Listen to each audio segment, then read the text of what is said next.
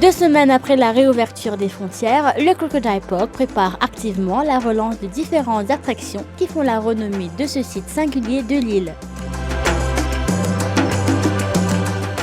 Le responsable des guides est très optimiste pour l'avenir du parc après la pandémie. Il y a eu un bon moment où on est resté à la maison, nous. Donc il y a un strict minimum qui est venu nourrir les animaux.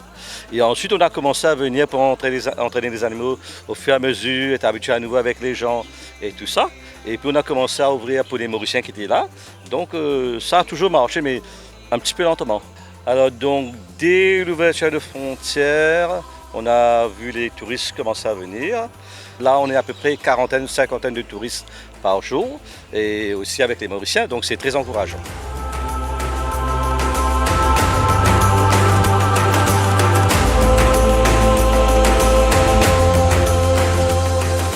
Il faut être au moins 3 personnes pour entrer dans l'enclos des crocodiles et les bâtons servent à les effrayer. Selon les employés, c'est important que ce reptile ait peur de quelque chose car ils sont agressifs. On travaille dans le département crocodile à 6 du monde.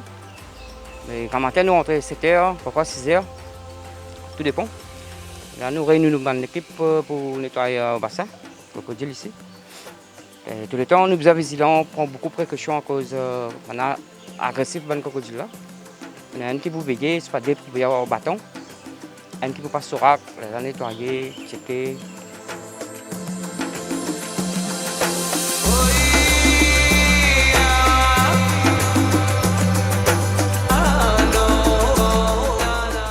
Dans la savane des tortues, on retrouve des tortues aldabra géantes se prélassant au soleil et dans leur bassin.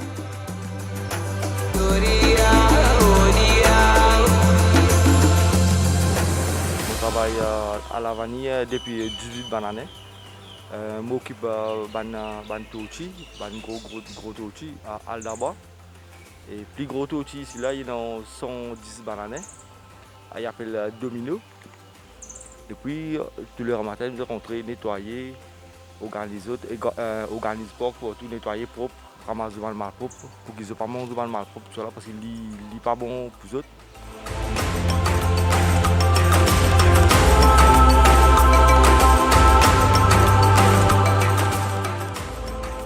Ces tortues viennent tout juste de voir la lumière du jour. Sur place, nous assistons justement à l'éclosion des œufs de tortues.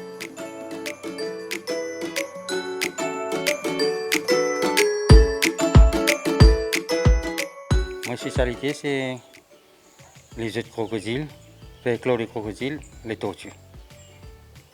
Et normalement, tous les matins, pour les œufs de crocodile, nous gagnons des œufs de crocodile plutôt le mois septembre, octobre, mi-octobre. Et pour les œufs de tortue, nous gagnons pendant l'hiver, c'est-à-dire en juin ou juillet. Et alors, ça prend normalement 3 mois pour les œufs de tortue. Et 3 mois pour les œufs de crocodile aussi. Et là, pour le moment, là, c'est la saison d'éclosion pour les tortues.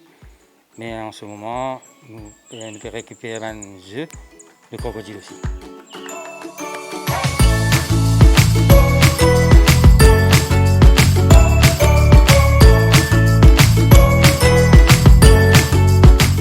Place maintenant aux lémuriens, espèce de singe emblématique de Madagascar. Selon des études scientifiques, les lémuriens sont des espèces très sociables.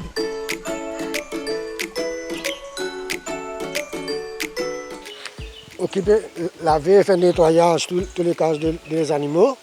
Et puis la nourriture des légumes, des fruits, pour les tortues, pour les mériens. Après les heures sombres de la pandémie, à l'image de l'éclosion des œufs de reptiles, la vanille Crocodile Park peut enfin respirer. Radio One sur le www.r1.mu